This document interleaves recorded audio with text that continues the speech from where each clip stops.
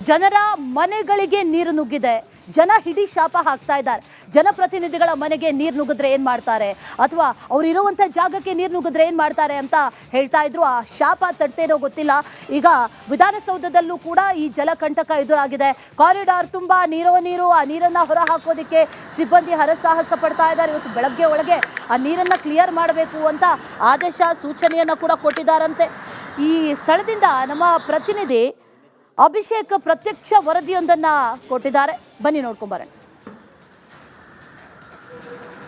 ನಿನ್ನೆ ಬೆಂಗಳೂರಿನಲ್ಲಿ ಸುರಿದ ಧಾರಾಕಾರ ಮಳೆಯಿಂದಾಗಿ ಜನಜೀವನ ಅಸ್ತವ್ಯಸ್ತವಾಗಿರುವಂಥದ್ದು, ಸುಮಾರು 8 ಜನ ಅಮಾಯಕರ ಸಾವಾಗಿರುವಂಥದ್ದು, ಇವತ್ತಿಗೂ ಈ ಕ್ಷಣದವರೆಗೂ ಬೆಂಗಳೂರಿಗರಿಗೆ ಅಚ್ಚರಿ ಮೂಡಿಸಿರುವಂಥದ್ದು, ಆಘಾತ ಮೂಡಿಸಿರುವಂಥದ್ದು. ಇವಿಷ್ಟು ಒಂದ್ ಕಡೆ ಆಯ್ತು ಅಂದ್ರೆ, ಮತ್ತೊಂದು ಕಡೆಗೆ ಶಕ್ತಿ ಕೇಂದ್ರವಾಗಿರುವಂತಹ ವಿಧಾನಸೌಧಕ್ಕೂ ಕೂಡ ಈ ಒಂದು ಪ್ರಕೃತಿಯ ವಿಕೋಪ ಅಥವಾ ಸೈಡ್ ಎಫೆಕ್ಟ್ಸ್ ತಟ್ಟಿದೆ ಅನ್ನೋದ್ರಲ್ಲಿ ತಪ್ಪಿಲ್ಲ. ಈ ಸದ್ಯದ ಮಟ್ಟಿಗೆ ನಾವು ವಿಧಾನಸೌಧದಲ್ಲಿದ್ದೇವೆ. ಕಾರಿಡಾರ್ನಲ್ಲಿ ಈ ಸದ್ಯದವರೆಗೂ ನೀರು ನಿಂತಿರೋದನ್ನ ಕ್ಲಿಯರ್ ಮಾಡೋದಕ್ಕೆ ಇಲ್ಲಿರುವಂತ ಕಾರ್ಮಿಕರು ಹರಸಾಹಸ ಪಡ್ತಿರುವಂಥದ್ದು ಒಂದ್ ಕಡೆಗೆ ಆಯ್ತು ಅಂದ್ರೆ, ನಿನ್ನೆ ಬೀಸಿದಂತ ಗಾಳಿಯಿಂದಾಗಿ, ರಭಸದ ಗಾಳಿಯಿಂದಾಗಿ ಈಗಾಗಲೇ ಒಂದಿಷ್ಟು ಚೇಂಬರ್ಗಳ ಮುಂದೆ ಇದ್ದಂಥ ಬೋರ್ಡ್ಗಳು ಕೂಡ ತಲೆ ಕೆಳಗಾಗಿರುವಂಥದ್ದು, ಆ ಒಂದು ಕಬ್ಬಿಣದ ಬೀಮ್ ಅಥವಾ ಪಾಯಿಂಟ್ ಏನಿರುತ್ತೆ ಅದು ಕೂಡ ಬೆಂಡಾಗಿ ಬಿದ್ದಿರುವಂಥದ್ದು. ಎಕ್ಸಾಂಪಲ್, ಈ ಸದ್ಯದ ಮಟ್ಟಿಗೆ MLC ಹಾಗೂ ವಿಧಾನ ಪರಿಷತ್ನ ವಿಪಕ್ಷ ನಾಯಕರಾದಂಥ ಛಲವಾದಿ ನಾರಾಯಣ ಸ್ವಾಮಿರವರ ಕಚೇರಿಯ ಮುಂದಿರುವಂಥ ಬೋರ್ಡ್ನ ಚಿತ್ರಣ ಈ ರೀತಿ ಆಗುತ್ತೆ. ಇದೇ ಲೈನ್ನಲ್ಲಿ R ಅಶೋಕ್ ರವರ ಚೇಂಬರ್ ಕೂಡ ಇರುವಂಥದ್ದು, ಅಲ್ಲೂ ಕೂಡ ಈಗಾಗಲೇ ಒಂದೆರಡು ಬೋರ್ಡ್ಗಳು ತಲೆ ಕೆಳಗಾಗಿ ಇರುವಂಥದ್ದು. ಮತ್ತೊಂದು ಕಡೆಗೆ ಇಡೀ ಕಾರಿಡಾರ್ನಲ್ಲಿ ಎಲ್ಲಿ ನೋಡಿದ್ರು ಕೂಡ ನಿಂತಿರುವಂಥ ಕೆಸರಿನ ನೀರಿನ ದರ್ಶನ ಆಗ್ತಾ ಇದೆ. ಇಲ್ಲಿರುವಂಥ ಹೌಸ್ ಕೀಪಿಂಗ್ ಸ್ಟಾಫ್ ಅದನ್ನು ಕ್ಲಿಯರ್ ಮಾಡುವಂಥ ಕೆಲಸದಲ್ಲಿ ಇವತ್ತು ಅರ್ಲಿ ಮಾರ್ನಿಂಗ್ ಬರಬೇಕು ಅಂತ ಅವರಿಗೆ ಸೂಚನೆ ಕೊಡಲಾಗಿತ್ತು. ಆದಷ್ಟು ಬೇಗ ಬಂದು ಕಾರಿಡಾರ್ಗಳನ್ನು ಕ್ಲೀನ್ ಮಾಡುವಂಥ ಕೆಲಸದಲ್ಲಿ ತೊಡಗಿದ್ದಾರೆ. ಒಂದು ಕಡೆಗೆ ಈ ಕಸವನ್ನು ಗುಡಿಸುವುದು ಇವತ್ತಿನ ಮಟ್ಟಿಗೆ ಸಮಸ್ಯೆ ಆಗುತ್ತೆ. ಯಾಕಂದರೆ ಅಷ್ಟರ ಮಟ್ಟಿಗೆ ಕೆಸರು ನಿಂತಿದೆ, ಮಣ್ಣು ಭರಿತ ನೀರು ನಿಂತಿರುವಂಥದ್ದು. ಇವುಗಳನ್ನು ಕ್ಲೀನ್ ಮಾಡೋ ಅಷ್ಟರಲ್ಲೇ ಹರಸಾಹಸ ಪಡುವಂಥ ಪರಿಸ್ಥಿತಿ ನಿರ್ಮಾಣ ಆಗಿದೆ. ಇಲ್ಲಿಗೆ ಇದು ವಿಧಾನಸೌಧಕ್ಕೆ ತಟ್ಟಿದೆ ಪ್ರಕೃತಿಯ ವಿಕೋಪ ಅನ್ನೋದು ಸುದ್ದಿ ಅಲ್ಲ. ಆದರೆ ಪ್ರಮುಖವಾಗಿ ಇಲ್ಲಿ ಗಮನಿಸಬೇಕಾಗಿರುವಂಥದ್ದು, ಮೇಂಟೆನೆನ್ಸ್ ಕೊರತೆಯಿಂದ ಇಡೀ ನಗರದಲ್ಲಿ ಎಷ್ಟು ಜನರಿಗೆ ಸಮಸ್ಯೆ ಆಗಿದೆ.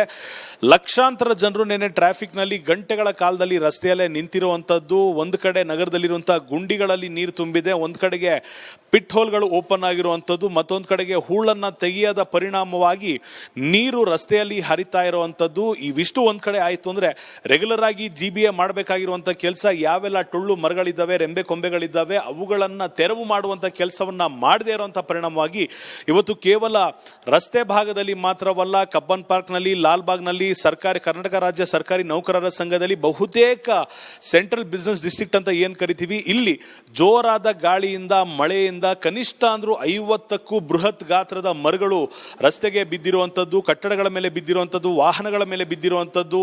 ಇದ್ರ ಜೊತೆಗೆ ಒಂದಿಷ್ಟು ಕಡೆ ಜನರು ತಮ್ಮ ಜೀವವನ್ನ ಕೈಯಲ್ಲಿ ಹಿಡಿದು ಮನೆಗೆ ಹೋಗುವಂತ ಪರಿಸ್ಥಿತಿ ಎದುರಾಗಿತ್ತು. ಕಾರಣ, ಯಾವಾಗ ಯಾವ ರೆಂಬೆ ಯಾವ ದಿಕ್ಕಿನಿಂದ ಬೀಳುತ್ತೆ ಅಂತ ಗೊತ್ತಿಲ್ಲ. ಖಂಡಿತವಾಗಿಯೂ ಇದನ್ನ ಸರ್ಕಾರ ಆಗಿರ್ಬೋದು, ವಿಪಕ್ಷಗಳಾಗಿರ್ಬೋದು, ಇಲ್ಲಿ ರಾಜಕೀಯ ಮಾಡೋ ವಿಚಾರವಲ್ಲ, ಬದಲಾಗಿ ಮೇಂಟೆನೆನ್ಸ್ ಮಾಡಬೇಕಾಗಿರುವಂಥದ್ದು ಅಥಾರಿಟಿಯ ಕೆಲಸ ಆಗಿರುತ್ತೆ. ಅವರ ದಿವ್ಯ ನಿರ್ಲಕ್ಷ್ಯದಿಂದಾಗಿಯೇ ಈ ರೀತಿಯ ಸಮಸ್ಯೆಗಳು ಬೆಂಗಳೂರಿನಲ್ಲಿ ಕಳೆದ ಅನೇಕ ವರ್ಷಗಳಿಂದ ಆಗ್ತಿದೆ. ಆದರೆ ಇವತ್ತಿಗೂ ಒಂದು ಮುಕ್ತಿಯನ್ನ ನೀಡೋದ್ರಲ್ಲಿ ಪಾಲಿಕೆ ವಿಫಲ ಆಗಿದೆ ಅನ್ನೋದು ಇಲ್ಲಿ ಗೊತ್ತಾಗ್ತಿರುವಂಥದ್ದು. ಯಾವಾಗ ಬೆಂಗಳೂರನ್ನ ವಾಪಸ್ ಗಾರ್ಡನ್ ಸಿಟಿ ಮಾಡ್ತಾರೆ, ಯಾವಾಗ ಸಾವು ನೋವುಗಳಿಂದ ದೂರ ಮಾಡ್ತಾರೆ, ಯಾವಾಗ ಮೇಂಟೆನೆನ್ಸ್ ಅನ್ನ ಮಾಡ್ತಾರೆ ಅನ್ನೋ ಪ್ರಶ್ನೆಗೆ DCM ರವರು ನಿನ್ನೆ ಉತ್ತರ ಕೊಟ್ಟಿದ್ದಾರೆ. ಇವತ್ತಿನಿಂದಲೇ ಎಲ್ಲ ಮರಗಳನ್ನ ಯಾವ ವೀಕ್ ಆಗಿದೆ ಅವುಗಳನ್ನ ತೆರವು ಮಾಡುವಂತ ಕೆಲಸಕ್ಕೆ ನಾನು ಸೂಚನೆ ನೀಡಿದ್ದೇನೆ ಅಂತ. ಆದರೆ ಈ ಆದೇಶವನ್ನ ಪಾಲಿಕೆಯ ಅಧಿಕಾರಿಗಳು ಚಾಲ್ತಿಗೆ ತರ್ತಾರಾ ಅನ್ನುವಂಥ ಪ್ರಶ್ನೆ ಈಗ ಕಾದು ನೋಡಬೇಕಾಗಿದೆ. ಕ್ಯಾಮ್ರಾ ಪರ್ಸನ್ ಮಂಜುನಾಥ್ ಜೊತೆ ಅಭಿಷೇಕ್ BV. ಜನರ ಮನೆಗಳಿಗೆ ನೀರು ನುಗ್ಗಿದೆ. ಜನ ಹಿಡಿ ಶಾಪ ಹಾಕ್ತಾ ಇದ್ದಾರೆ. ಜನಪ್ರತಿನಿಧಿಗಳ ಮನೆಗೆ ನೀರು ನುಗ್ಗಿದ್ರೆ ಏನು ಮಾಡ್ತಾರೆ, ಅಥವಾ ಅವ್ರು ಇರುವಂಥ ಜಾಗಕ್ಕೆ ನೀರು ನುಗ್ಗಿದ್ರೆ ಏನು ಮಾಡ್ತಾರೆ ಅಂತ ಹೇಳ್ತಾ ಇದ್ರು. ಆ ಶಾಪ ತಡ್ತೇನೋ ಗೊತ್ತಿಲ್ಲ. ಈಗ ವಿಧಾನಸೌಧದಲ್ಲೂ ಕೂಡ ಈ ಜಲಕಂಟಕ ಎದುರಾಗಿದೆ. ಕಾರಿಡಾರ್ ತುಂಬ ನೀರು. ಆ ನೀರನ್ನು ಹೊರ ಹಾಕೋದಕ್ಕೆ ಸಿಬ್ಬಂದಿ ಹರಸಾಹಸ ಪಡ್ತಾ ಇದ್ದಾರೆ. ಇವತ್ತು ಬೆಳಗ್ಗೆ ಒಳಗೆ ಆ ನೀರನ್ನು ಕ್ಲಿಯರ್ ಮಾಡಬೇಕು ಅಂತ ಆದೇಶ ಸೂಚನೆಯನ್ನು ಕೂಡ ಕೊಟ್ಟಿದ್ದಾರಂತೆ.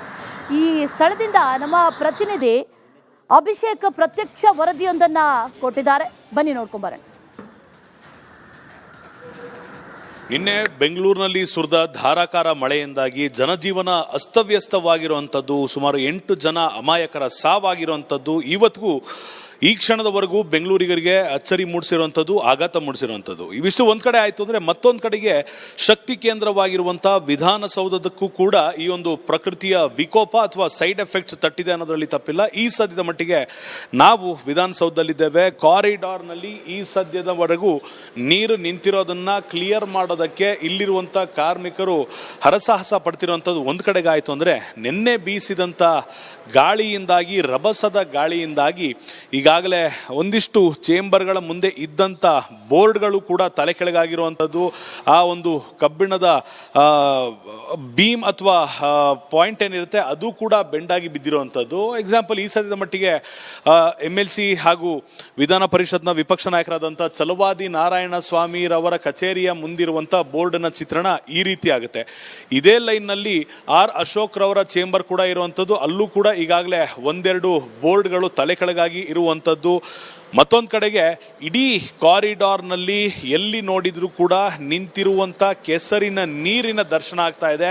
ಇಲ್ಲಿರುವಂಥ ಹೌಸ್ ಕೀಪಿಂಗ್ ಸ್ಟಾಫ್ ಅದನ್ನು ಕ್ಲಿಯರ್ ಮಾಡುವಂಥ ಕೆಲಸದಲ್ಲಿ ಇವತ್ತು ಅರ್ಲಿ ಮಾರ್ನಿಂಗ್ ಬರಬೇಕು ಅಂತ ಅವರಿಗೆ ಸೂಚನೆ ಕೊಡಲಾಗಿತ್ತು. ಆದಷ್ಟು ಬೇಗ ಬಂದು ಕಾರಿಡಾರ್ಗಳನ್ನು ಕ್ಲೀನ್ ಮಾಡುವಂಥ ಕೆಲಸದಲ್ಲಿ ತೊಡಗಿದ್ದಾರೆ. ಒಂದು ಕಡೆಗೆ ಈ ಕಸವನ್ನು ಗುಡಿಸುವುದು ಇವತ್ತಿನ ಮಟ್ಟಿಗೆ ಸಮಸ್ಯೆ ಆಗುತ್ತೆ. ಯಾಕಂದರೆ ಅಷ್ಟರ ಮಟ್ಟಿಗೆ ಕೆಸರು ನಿಂತಿದೆ, ಮಣ್ಣು ಭರಿತ ನೀರು ನಿಂತಿರುವಂಥದ್ದು. ಇವುಗಳನ್ನು ಕ್ಲೀನ್ ಮಾಡೋ ಅಷ್ಟರಲ್ಲೇ ಹರಸಾಹಸ ಪಡುವಂತ ಪರಿಸ್ಥಿತಿ ನಿರ್ಮಾಣ ಆಗಿದೆ. ಇಲ್ಲಿಗೆ ಇದು ವಿಧಾನಸೌಧಕ್ಕೆ ತಟ್ಟಿದೆ ಪ್ರಕೃತಿಯ ವಿಕೋಪ ಅನ್ನೋದು ಸುದ್ದಿ ಅಲ್ಲ. ಆದ್ರೆ ಪ್ರಮುಖವಾಗಿ ಇಲ್ಲಿ ಗಮನಿಸಬೇಕಾಗಿರುವಂಥದ್ದು ಮೇಂಟೆನೆನ್ಸ್ ಕೊರತೆಯಿಂದ ಇಡೀ ನಗರದಲ್ಲಿ ಎಷ್ಟು ಜನರಿಗೆ ಸಮಸ್ಯೆ ಆಗಿದೆ.